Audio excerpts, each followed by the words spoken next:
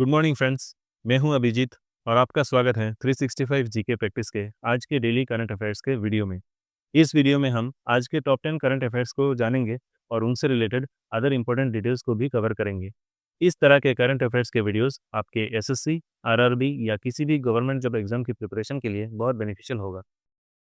Which film won the award Best Motion Picture in Drama category at the 2026 Golden Globes? 2026 golden globe award का drama category में best motion picture का पुरस्कार किस film ने जीता है? इसका सही जवाब है Hamnet. 83rd global globe awards का आयोजन 11 जनवरी 2026 को कैलिफोर्निया के बिवर्ली हिल्स में स्थित बिवर्ली हिल्टन में हुआ। ये awards Hollywood foreign press association यानी HFEA द्वारा एनुअली प्रेजेंट किया जाता है। इस साल के अवार्ड्स कॉमेडियन निक्की ग्लासर ने लगातार दूसरी बार होस्ट किया। 2026 गोल्डन ग्लोब्स में पहली बार बेस्ट पॉडकास्ट कैटेगरी शामिल की गई, जो मॉडर्न एंटरटेनमेंट प्लेटफॉर्म्स को रिकॉग्नाइज करती है। बेस्ट पॉडकास्ट का अवार्ड जीता एमी पोहलर ने अपने podcast Good Hang with Amy Poehler के लिए। Film One Battle After Another, जिसे पॉल थॉमस एंडरसन ने डायरेक्ट किया था, 9 नॉमिनेशंस में से 4 गोल्डन ग्लोब्स जीत लिया। आइए अब गोल्डन ग्लोब अवार्ड्स 2026 के मुख्य विनर्स को देख लेते हैं। Best motion picture in drama जीता है हेमनेट ने। बेस्ट डायरेक्टर का अवार्ड जीता है पॉल थॉमस एंडरसन उनकी film One Battle After another के लिए। बेस्ट एक्ट्रेस इन ड्रामा का अवार्ड जीता है जेसी बकली ने हेमनेट के लिए। बेस्ट एक्टर इन ड्रामा का अवार्ड वैगनर मोरा ने जीता है उनकी फिल्म द सीक्रेट एजेंट के लिए। बेस्ट एनिमेटेड फीचर मिला के पॉप डीमन हंटर्स को। Best TV series in drama मिला द पिट को। अब देखते हैं अगला सवाल। Who launched the official website and logo for India's BRICS Presidency 2026? Bharat की ब्रिक्स अध्यक्षता 2026 के लिए आधिकारिक वेबसाइट और लोगो किसने लॉन्च किया है? इसका सही जवाब है S Jaishankar. External affairs minister S Jaishankar ने इंडिया की ब्रिक्स प्रेसिडेंसी 2026 के लिए ऑफिशियल वेबसाइट और लोगो लॉन्च किया है। 2026 में ब्रिक्स अपने 20 साल पूरा करेगा। इंडिया का थीम है रेजिलियंस, इनोवेशन, कोऑपरेशन और सस्टेनेबिलिटी। नया लोगो यूनिटी इन डाइवर्सिटी को दिखाता है, जबकि वेबसाइट मीटिंग्स और इनिशिएटिव्स की टाइमली जानकारी देगी। अगला सवाल है, in which state is Bhogali Bihu festival celebrated? Bhogali Bihu त्योहार किस राज्य में मनाया जाता है? इसका सही जवाब है असम। माघ बिहू, जिसे भोगाली बिहू भी कहा जाता है, असम का एक हार्वेस्ट फेस्टिवल है जो मिड जनवरी में मनाया जाता है। आसाम में बिहू के 3 रूप होते हैं। माघ बिहू या भोगाली बिहू, जो जनवरी में मनाया जाता है, बोहाग बिहू, जिसे रोंगाली बिहू भी कहा जाता है और मिड अप्रैल में मनाया जाता है, और कोंगाली बिहू, जिसे काटी बिहू भी कहा जाता है, इसे मिड अक्टूबर में मनाया जाता है। इस टेबल में हमने इंपॉर्टेंट फेस्टिवल्स जो 2025 के दौरान न्यूज़ में रहा उसे अच्छी तरीके से कवर किया है। ये आपके एग्जाम पॉइंट ऑफ व्यू के लिए काफ़ी इंपॉर्टेंट होगा, तो आप इसका स्क्रीनशॉट ले लो या फिर इससे अच्छे से नोट कर लो। अब चलते हैं अगले सवाल पर।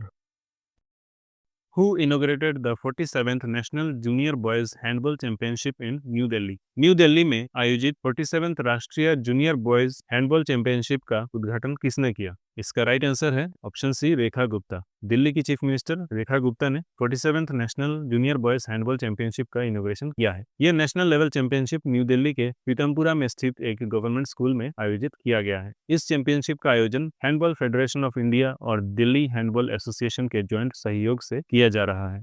देखते हैं अगला सवाल।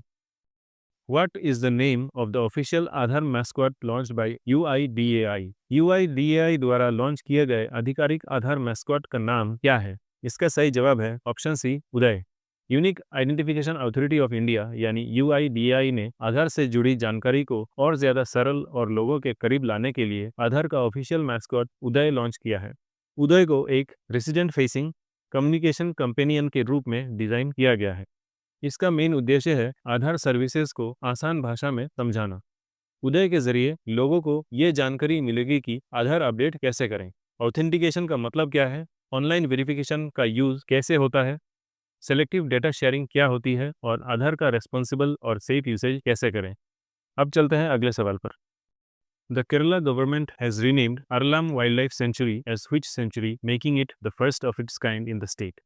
केरला सरकार ने अरलम वाइल्ड सेंचुरी का नाम किस सेंचुरी के रूप में बदला है, जो राज्य में अपने तरीके का पहला सेंचुरी है? इसका सही जवाब है option C, Aralam butterfly sanctuary. Kerala सरकार ने अरलाम वाइल्ड सेंचुरी का नाम बदलकर अरलाम बटरफ्लाई सेंचुरी रख दिया है। इसके साथ ही अरलाम केरला का पहला बटरफ्लाई सेंचुरी बन गया है। अरलाम बटरफ्लाई सेंचुरी केरल का कन्नूर डिस्ट्रिक्ट में स्थित है। इस सेंचुरी का एरिया लगभग 55 स्क्वायर किलोमीटर्स है। अरलाम को लार्ज स्केल बटरफ्लाई माइग्रेशन और मड पडलिंग बिहेवियर के लिए भी जाना जाता है। ये सेंचुरी स्केरिल वन स्पीशीज स्लेंडर लोरिस का भी महत्वपूर्ण हैबिटेट है। इसकी बाउंड्रीज लगती है कर्नाटका के ब्रह्मागिरी वाइल्ड लाइफ सेंचुरी और केरला के कोट्टियूर वाइल्ड लाइफ सेंचुरी से। अब अगला सवाल देखते हैं।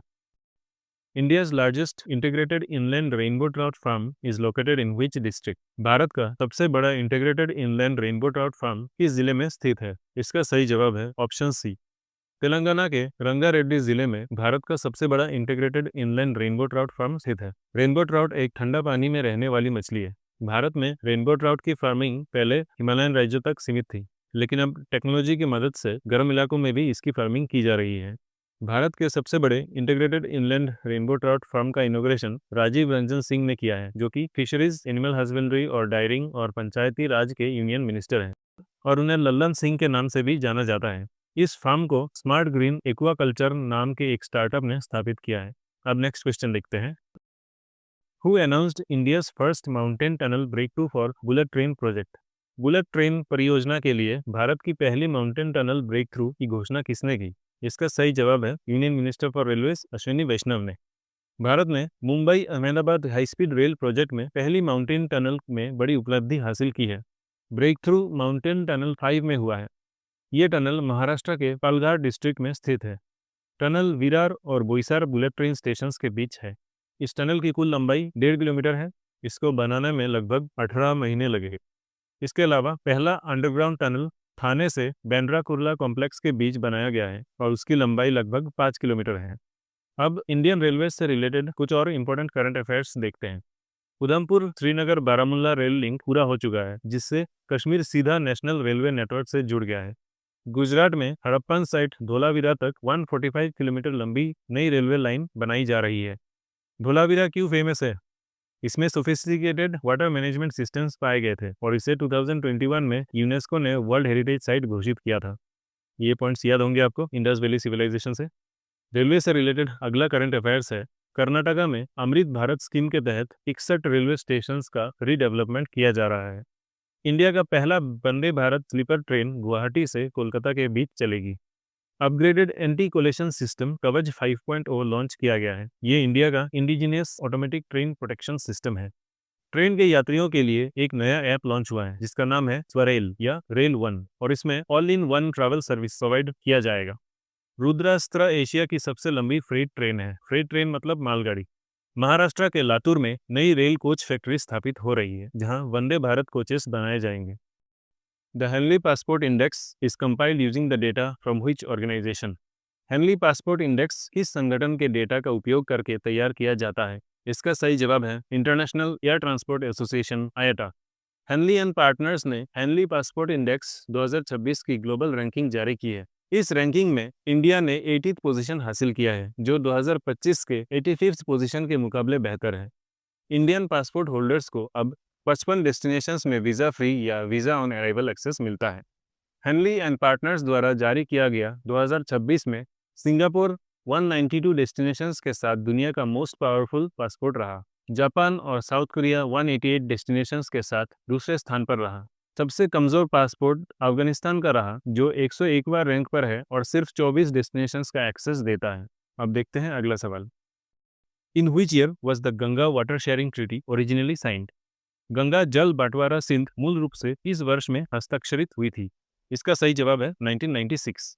इंडिया और बांग्लादेश ने गंगा वाटर शेयरिंग ट्रीटी को रिन्यू करने के लिए फॉर्मल डिस्कशन शुरू किया है। ये ट्रीटी दिसंबर 2026 में खत्म होने वाली है। 1996 का Ganga water sharing treaty Ganga नदी के ड्राई सीजन फ्लो को शेयर करने के लिए साइन हुआ था, खासकर फरक्का बैराज पर। इस ट्रीटी ने बांग्लादेश की लीन सीजन में पानी की कमी को काफ़ी हद तक सॉल्व किया था और इंडिया बांग्लादेश रिलेशंस को मजबूत बनाया। तो इसमें से एग्जाम के लिए इंपॉर्टेंट फैक्ट्स हैं। गंगा वाटर शेयरिंग ट्रीटी 1996 में साइन हुआ था, जिसकी वैलिडिटी 30 साल थी और 2026 में एक्सपायर होने वाली है। इंडिया और बांग्लादेश के बीच 54 शेयर्ड रिवर्स हैं। फरक्का बैराज 1975 में गंगा नदी पर बनाया गया था, जिससे गंगा के पानी को हुगली नदी पर डाइवर्ट किया जाता था।